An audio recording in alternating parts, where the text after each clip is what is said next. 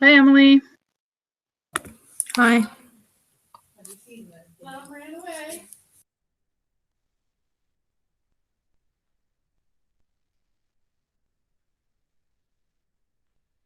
Hi, Geraldine. Hello. Hi, Leah.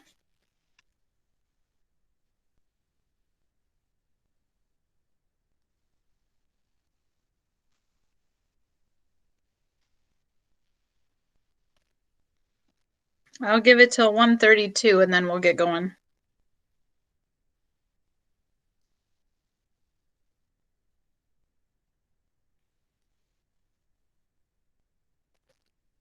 Hi, Mrs. Gray. Hello.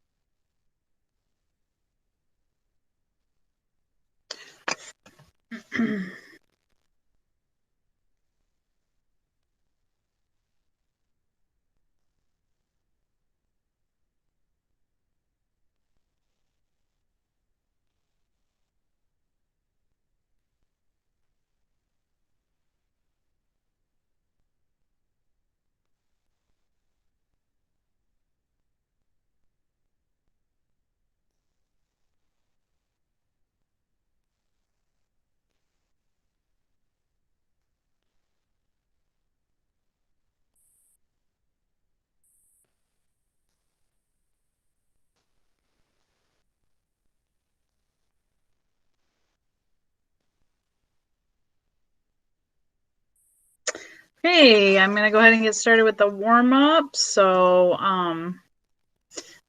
if you do those along with us, here we go.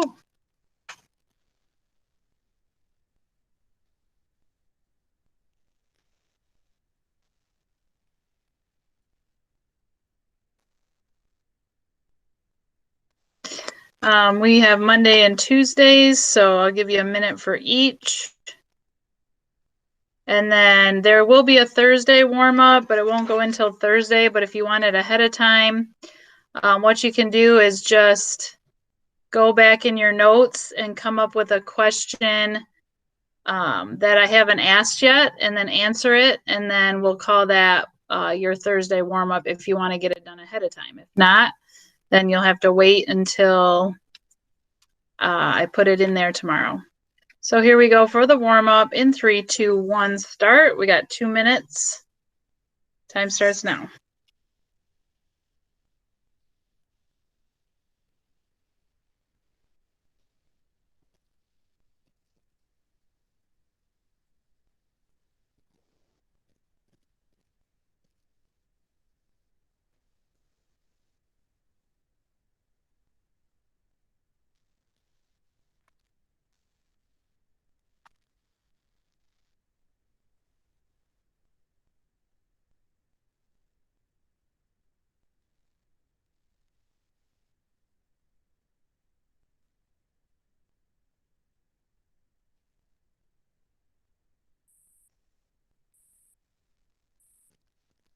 Fifteen seconds.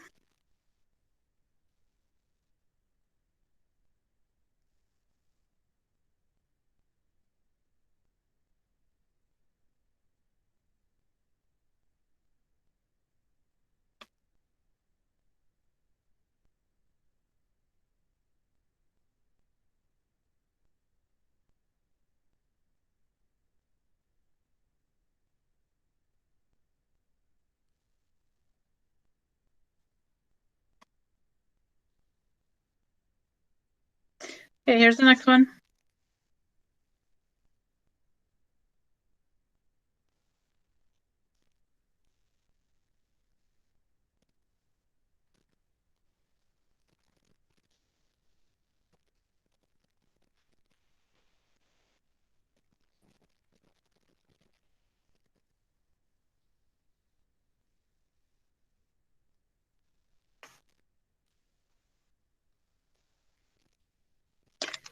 5 seconds.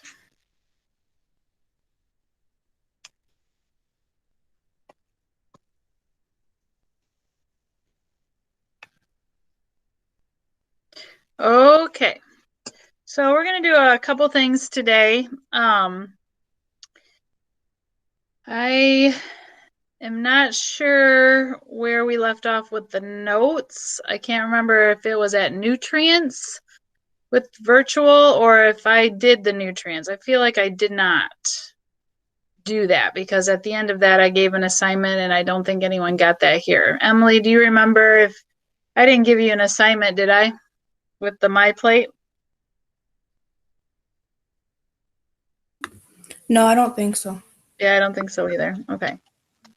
Alrighty. It's hard to keep it all intact. Okay. So if you go to your guided notes here. Oh, I'm not in guided notes. Where's guided? Oh, down here. Guided notes. Here we go. Okay. So our last video that we put in the stream pertained to all of this that I'm going through right now. And then it stopped right here where it says nutrient content. Okay, so that's where we're going to pick up today, and we're going to go through nutrient content. And then I'm going to keep on going until I get to principles of grains. Okay, so we have a little bit to do here. And then there'll be a Q&A, and then a little kind of sidebar assignment, and then we'll be done for the day. So you need to get into your guided notes and go all the way down to where it says nutrient contributions. If I have passed along the notes to you because that's been your accommodation, then you should get those notes out and follow along with us at nutrient contributions. So here we go.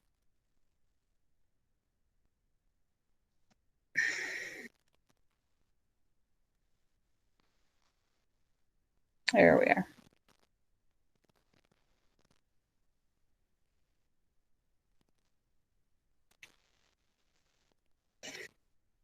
There, okay.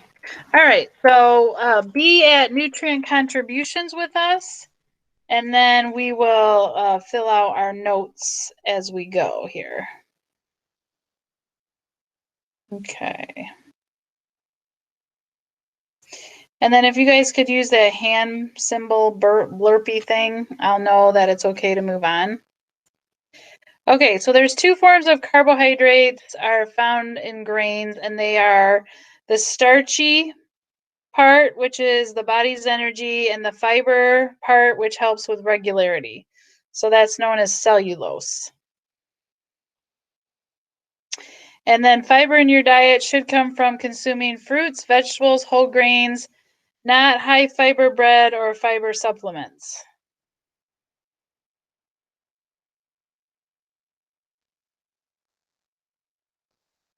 And just to be like well-rounded, getting minerals and vitamins for all different types of food groups.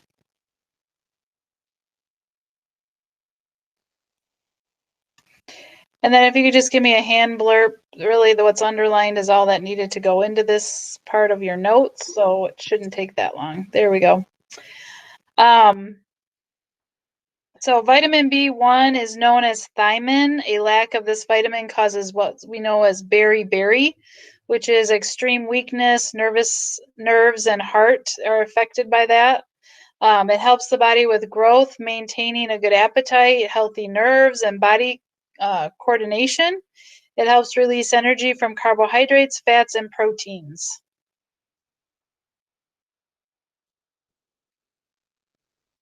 So make sure you have what's underlined there.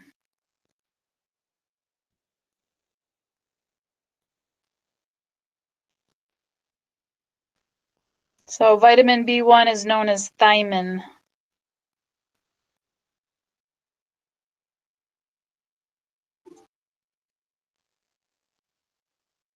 Then you have vitamin B2, which is known as riboflavin. and that can cause chiliosis if it is lacking, and that's then inflammation and small cracks in one or both corners of your mouth. It is needed for growth, nerve tissue, and digestive tract and health. It helps to release energy again from carbohydrates, fats, and proteins.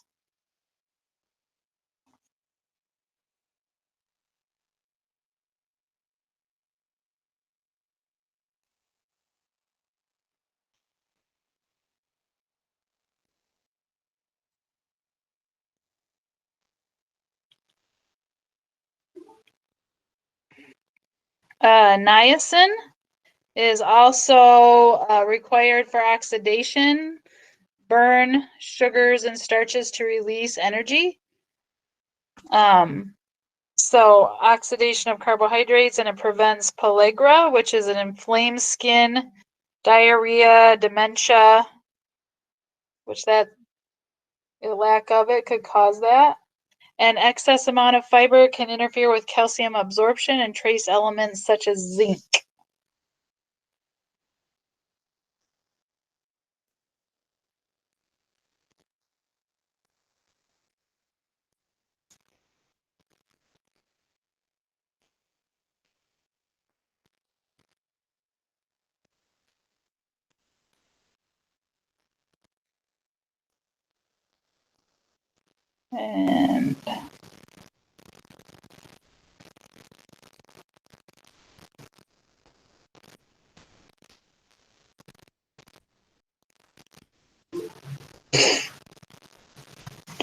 And the mineral iron and phosphorus are found in important amounts in grain or cereal products.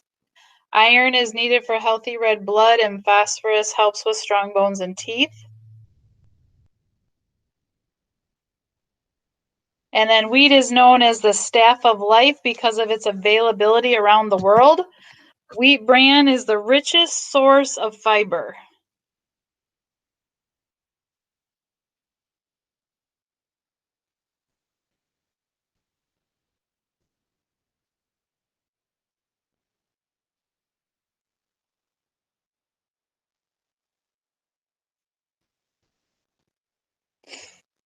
And let me know.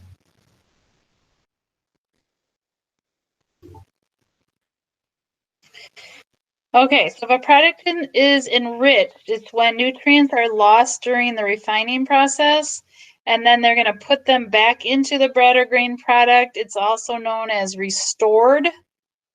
More than 85% of cereals are fortified, and this involves strengthening or adding nutrients to foods that otherwise lack these substances. So enrichment, it was there, but then during the processing, it was stripped away, and then they had to put it back. Fortified, it's not there, and they're going to add it in, so like they could say, oh, this is nutritious, because they're putting nutrients back into the product, or nutrients into the product that wasn't necessarily there.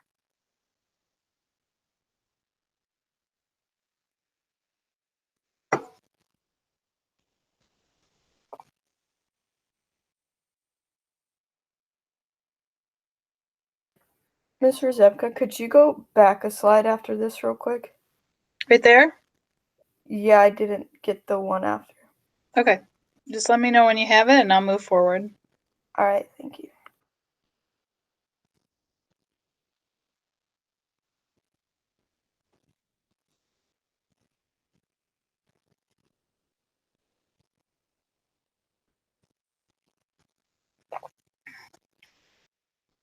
I'm good, thank you. Do you need this one still? No, I'm good.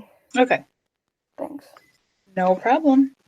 Okay, so whole grain cereals and bread products contain all the valuable nutrients, while enriched products include only those that have been refined or restored.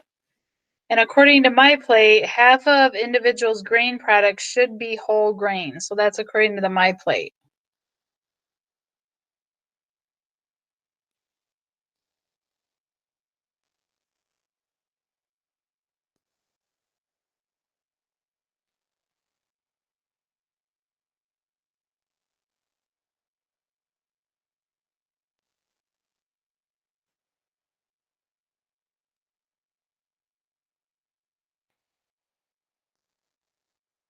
Anybody got a hand blurb for me? I think there was only one thing. There we go. Okay, so white rice in which nutrients have been preserved is known as converted rice. And no added nutrients are necessary because the natural vitamins of the rice are preserved.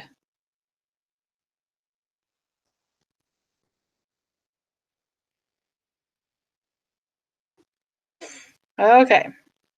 We'll talk about this in a minute. I'm going to move on from it. Okay, so now we're in the section called uses of grains. And you guys, I have a couple slides that are not on your notes, so I'll tell you what I would put in your notes just as a sidebar. So whole grain or enriched products add important nutrients. So you will need to know that in 1943, the bread enrichment program began, which included placing lost nutrients back in grain products. So maybe you could add that in right there. In 1943, the bread enrichment program is anything that was lost during processing got put back in. So you need to know that date. So if you could put that in your notes, that would be beneficial to you.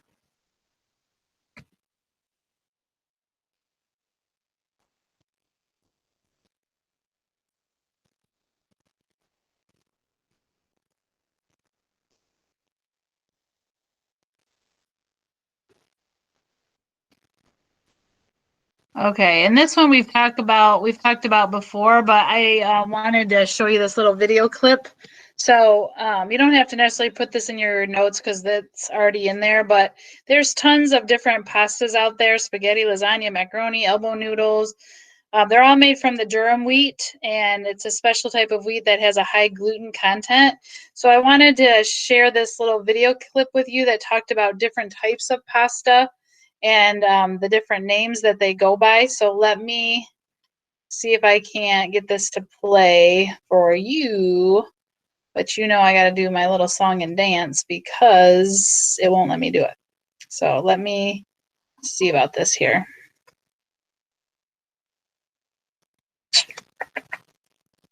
Okay. All right, so Emily or Mrs. Gray or Geraldine, can you guys, if you can't hear it, will you let me know? I can hear it. We can hear Have you it. ever wondered why there's so many different types of pasta that come in various shapes and sizes? In fact, when the Italians invented them, there was an intended use for each one. So today, let's take a look at the basic shapes. Firstly, this is fettuccine, which means little ribbons in Italian. But to me, it kind of looks like our local meatball. Anyway, it is great for thick sauces, especially the creamy ones. Each surface area is pretty large and helps to pick up the heavier sauces as compared to, say, spaghetti. We all know spaghetti, which is probably the most widely known and classic pasta type. It goes well with olive oil and tomato-based sauces. And this is because the lighter sauce allows each strand to be coated evenly. For those who can't decide between the thinner spaghetti and the thicker fettuccine, there's the linguine. Now this goes with light watery sauces like clam sauces and vongole. When I see macaroni, I automatically think of mac and cheese, a classic pairing that we all love. It is super versatile and known to be able to hold cheese. Hence, it's perfect for this combination. Here we have the fusilli, which is also known as twisty pasta. It is made to go with chunkier sauces that have meat and vegetables because the ingredients will get trapped easily within these twists. Shells are another popular type of pasta. It is typically used for heavy cream or meat sauces. Next is lasagna, which is actually known to be one of the oldest types of pasta. It's like a sheet of paper and is designed to be baked and layered with ingredients and sauces. We also have these cute little unique shaped pasta known as the farfalle, but some of us call them bow ties as well. Now these go well with cold pasta salads because it stands well on its own. For a penne, it resembles an old-fashioned pancit, just as what the name suggests. Its exterior ridges, together with its tubular shape, allows it to capture even more flavor and sauces than those with a smooth exterior. And that is why it is amazing with heartier sauces because you get so much flavor in each bite. But what if we pair it with a local sauce like laksa? The exterior ridges has got a lot of sauce stuck on it, and there's even sauce inside.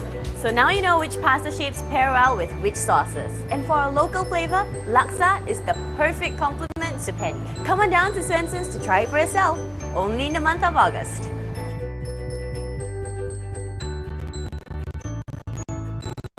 Get a free Coke when you order the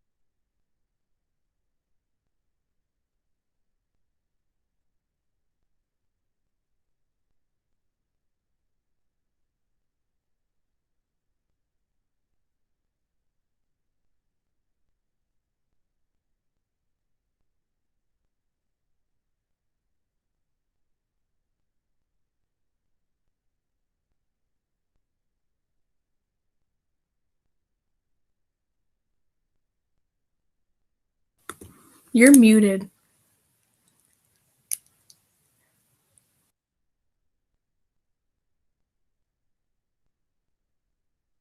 Ah! Okay, sorry. All right. I'm glad you guys can see the little speaker trying to talk, because otherwise I'd be onward and. Whew. Okay, so gluten, I chose this one. You don't have to really write this in your notes. I just think it's important to talk about because we have a lot of people that have gluten intolerances. So gluten is a type of protein that's found in grains, cereals, and breads. It adds texture and it has a characteristic chewiness to baked goods. And it's used in a variety of ways like thickeners, binders, flavor enhancers, protein supplements. And there are people that do have those intolerances to these proteins. However, gluten-free diets often help to alleviate symptoms caused by gluten intolerances and prevents further damage to the body. So I thought this was a good video to kind of explain what gluten is all about, because we hear about it, but do we really know about it? So I have this little video clip to get us to learn a little bit more about it. If I can get out of this to get into how I need to display it to you. And then hopefully, I'm going to mute myself again. Hopefully I'll remember to unmute.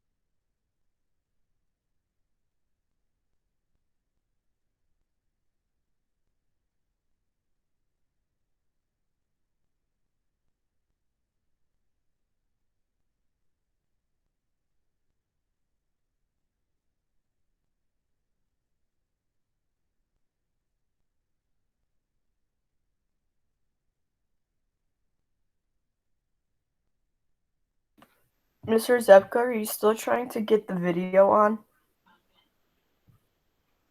I text her, guys, and she hasn't answered me yet. I just said my screen's frozen. I wasn't sure if it was just mine or if it was everybody. So she's probably trying to get back in. Yeah, I see her mouse moving. Hello. There she What? is. What happened? Nobody could hear you. It looked like my screen was frozen. Did anybody hear the video? No, we couldn't even No, see like the video wasn't playing. Yeah, we don't even see the video. Right. Oh the my video's God.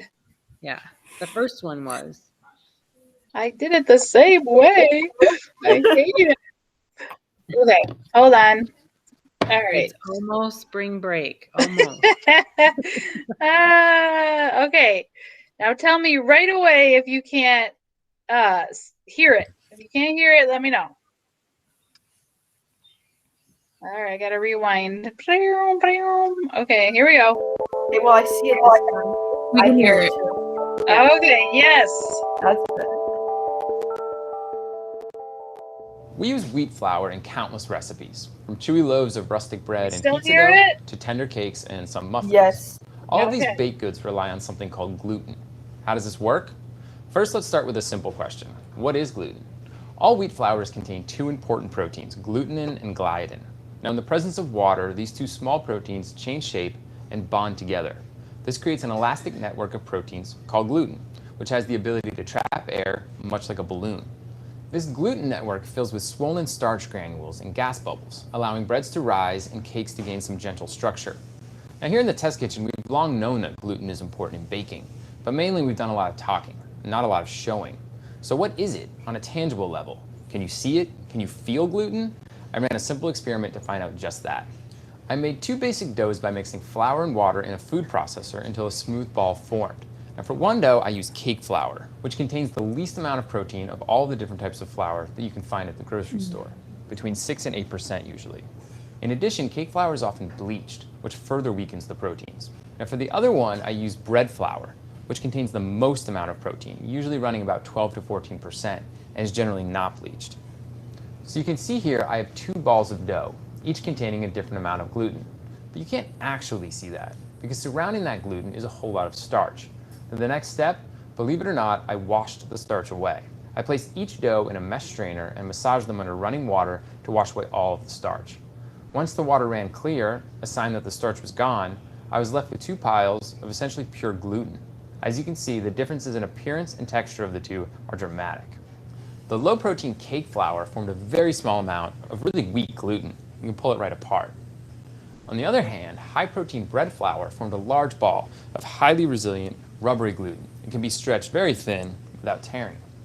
To show just how elastic this bread flour gluten ball is, I'm going to try and do something a little bit crazy. I'm going to treat it like a balloon and inflate it with compressed air.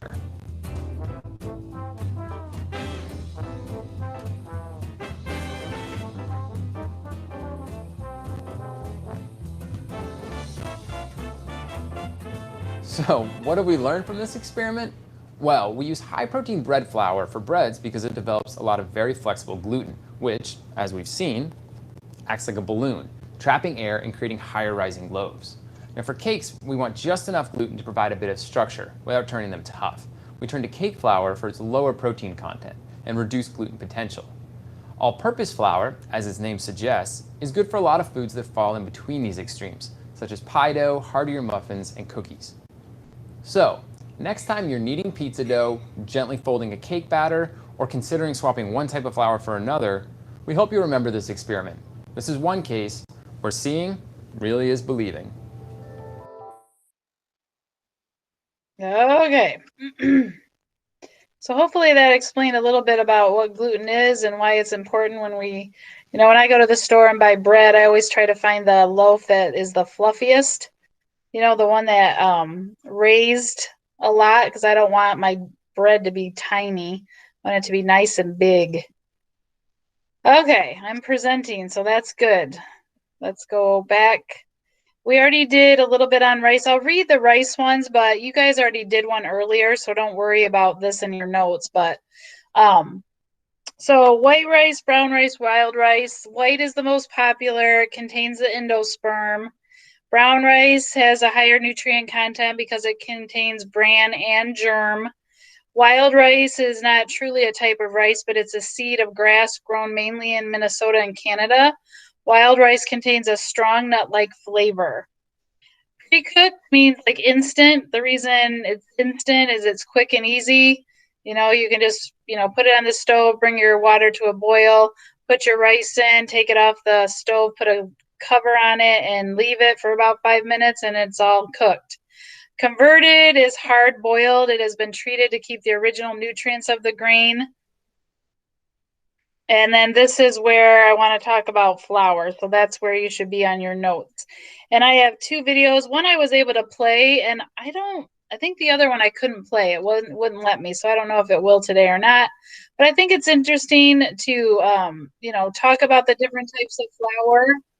So I'm going to play that one again. I'm going to do I call this ring around the rosy. So I'm like, ring around the rosy. Go into the different videos that I have to show. Okay. If you cannot hear this, you tell me immediately. Hey everybody, Thomas Joseph here. Now today I am Can't see it. So that may be part of the issue. Share. Okay. Hold on. I don't think you heard that, did you guys? I did. Oh, you We did? could hear Okay. it. Yeah. Okay, I thought it kicked me out. Okay, good. I thought it kicked me out there for a second. All right, this one's kind of cool because it talks about all the different types of flour, and I think it's really helpful to figure out why there is so many and what they're all about. So here we go. All these different types of Are flours. these the stuff we write down in our notes? No, nope. This is just like a supplemental Okay. piece that I want you to just watch. Okay. Good question.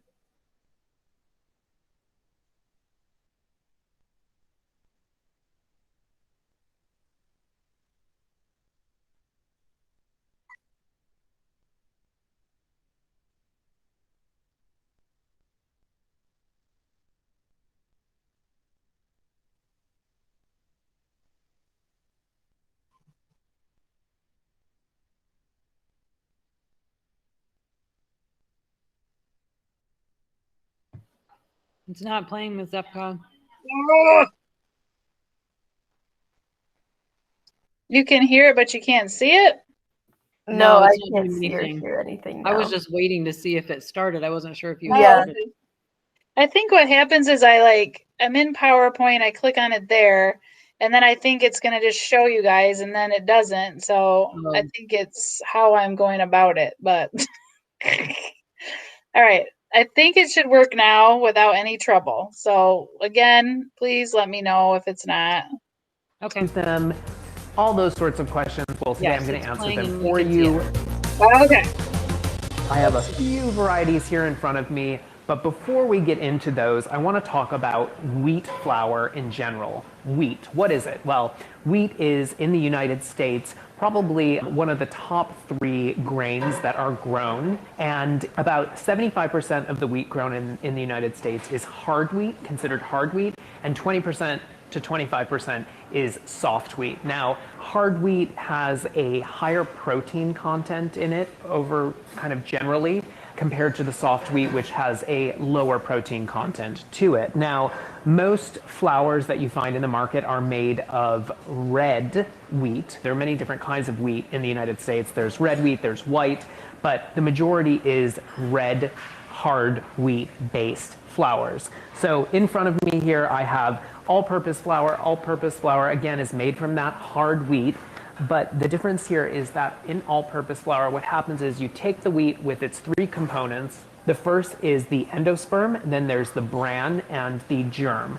Now, the endosperm is all that's left when you have all-purpose flour. The other 2 items are milled out of the flour, and that gives you something that's great for all sorts of items. That's why all-purpose gets its name. You can use it for biscuits, you could use it for breads, you could use it for pizza doughs, and the overall protein content of all-purpose flour is about 10 to 12%. So it kind of lives in the middle, maybe a little higher up on the protein scale, but it gives strength and structure, but it also has a certain amount of lightness to it for so many different things. And next to all-purpose, we have whole wheat flour. Now, whole wheat flour, it has that same endosperm in it that all-purpose does, but it also has the two other components of the wheat kernel. It has the germ and it has the bran. Now, different brands of flours will have different ratios of endosperm to bran and germ, but one thing that you'll notice is you'll notice a difference in color, right? Because it has more of the elements of the wheat in it, and this is made from a red hard wheat, so it has kind of this brownish red color to it. Now, one thing you want to know about whole wheat flour is that it has a higher oil content in it than the all-purpose flour, and that's due to the wheat germ that's in here. Now, whole wheat flours, they add a lot of great fiber to whatever you're making with it, and then oftentimes your baked items will be a little denser in texture, and so you sometimes want to mix all-purpose flour and whole wheat flour to get somewhere in between, something that's light and palatable, but also has great fiber to it. Now, a newer product on the market here is white whole wheat flour, and it's kind of in the name, it tells you what it is. It's actually a different type of wheat. So we were kind of talking about the red wheat, the red hard wheat. Well, this is white hard wheat. It's made from white wheat. So it has a lighter color, you can see, and the makeup might be slightly different just because it's a different product, but it still has endosperm, it still has the germ, and it still has the bran in it as well. So it has a lot of that fiber, but it's made from a different strain of wheat that's sold here in the United States. Next to this, I have something that a lot of people tend to buy, and sometimes they buy it and use it, and it's a mistake. It's self-rising flour. Self-rising flour has added leavener to it, so you have to be careful. Read your recipe before you use it. If it does not call for self-rising flour, if it just calls for regular flour, avoid using self-rising, because what's going to happen is you're going to have added leavener in your recipe, and your biscuits or whatever it might be are going to topple over because it's too much leavening for the recipes. Look in your marketplace, read your recipe, make sure that you are choosing the right flour for your recipe. Now, cake flour is a finer ground flour, similar to all-purpose flour, but what it has is a lower protein content in it, and that will yield a more tender, softer crumb to whatever it is that you're making. Now, cake flour has about 5 to 8% protein compared to the 10 to 12 that all-purpose has. Now, of course, you guys, every brand of flour has a different kind of makeup. That's what makes it unique. So these percentages might change slightly from brand to brand. So cake flour here, it has a lower protein content, around 5 to 8%, depending on the brand that you buy. And cake flour is good for not only cakes, but muffins, cupcakes, biscuits, and also scones. And something that I don't have here, but that is within this family, within this range, is pastry flour. It's used a lot in the food service and restaurant industry. Pastry flour has a little bit more gluten in it, so it has a little bit more strength to it, but it's also a finer flour, so it has about 8 to 9% protein, and it's used in a lot of pastries, pie dough and things like that. So you'll get something that's sturdy and will hold its shape when baked like a pie shell, but will also be very tender as well. Now, going in the opposite direction, I have bread flour here. Now, bread flour, everybody these days is getting into making bread at home, and you need a good bread flour for that. Bread flour has a higher amount of protein in it, which that protein gives strength and structure to your bread, that chewiness that you want and that really great crust. Bread flour has about 12 to 14% protein in the mix. So if you're serious about bread making and you want to buy a good flour, make sure you look at the protein content of the brand that you're buying. As we shift down here, we're getting into a little bit more boutique style flours. This is an Italian style flour. It's called 00 flour. And the 00 is in reference to the grind of the flour. So it's a very fine, powdery flour here. It still has a decent amount of protein in it, and it's typically used for pastas or pizza doughs. And what it does is it gives a nice silky texture to things like pasta, but it also maintains a bit of chewiness because it doesn't have a tiny, tiny bit of protein or gluten in it. So you still get that texture that you're looking for. Last but not least, this is called white lily flour. It's an actual brand of flour. And the one special thing about this flour here is that it uses a different type of wheat. Now, we've been talking a lot about the hard wheat varieties, and the majority of these flours are milled from hard wheat flours, but This white lily is actually made from a soft wheat, and that means that your final baked good is going to be very light, very tender, and usually it's used for biscuits and pie dough in the South, so things that are a little bit fluffier and lighter in texture. So there you go, guys, a really quick but I think informative guide to flours, why you might need them, why you need different ones. And when it comes to substituting them, to be quite honest, you have to be really careful because there are these variances in the amount of protein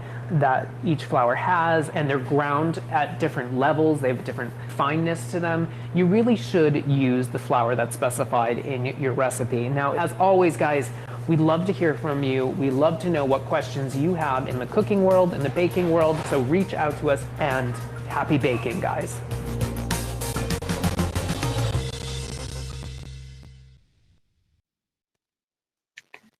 Okay.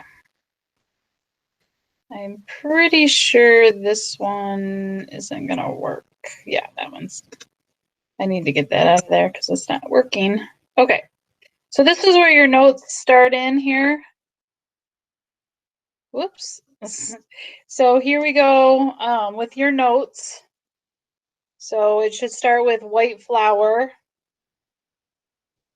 And what you need to know about that, it's the chief ingredient in many baked products, can be purchased bleached or unbleached, and consists mainly of the endosperm of the grain.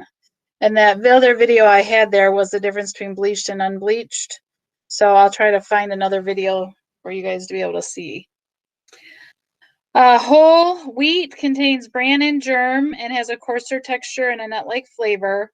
And then the all-purpose is a blend of several different wheats, but it's all-purpose. You can use it in, pretty much anything,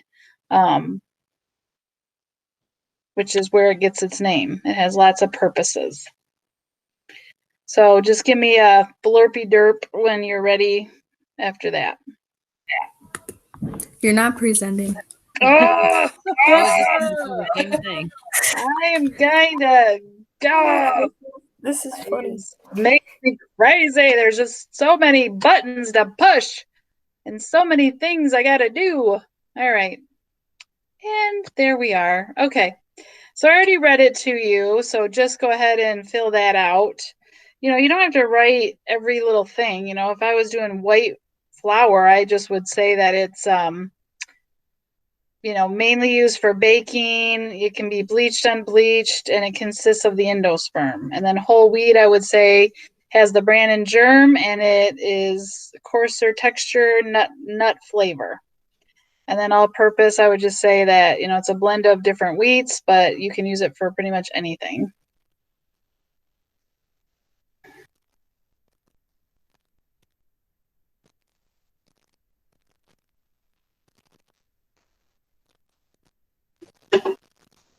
Hallelujah. Okay, here we go.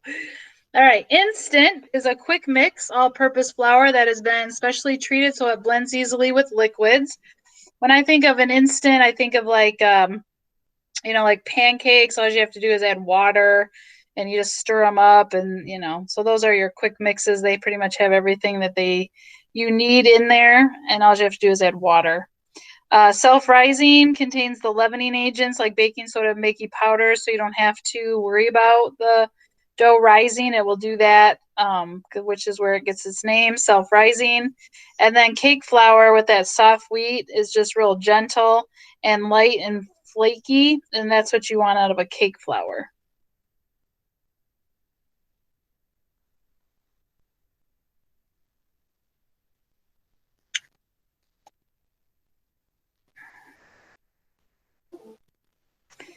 Okay, so I think this has all been written for you, but I'll just read it through. So, starch obtained from grains in the form and is used to thicken gravies, sauces, and puddings. Cereals, specially prepared grain products or any breakfast food made from grains. And then ready-to-eat cereals like pre-cooked, requires cooking before serving and ready for the table are the two major types. So you have the ones that come in the box, and then you have the ones that are pre-cooked or that you just have to add water to.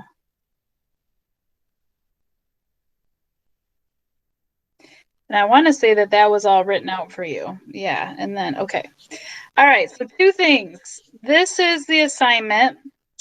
If you need to use the textbook, I have put this assignment, I'm going to exit out of here for a minute. If you go into Google Classroom, it's under uses of grains Q&A. So here's the textbook. I just not screenshotted, but I scanned it. And then here's the question. So if you can't answer some from your notes, use your textbook.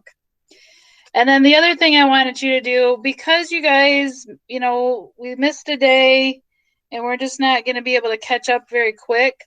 What I would like you to do for this jigsaw puzzle is go to this link. Okay, go to the link.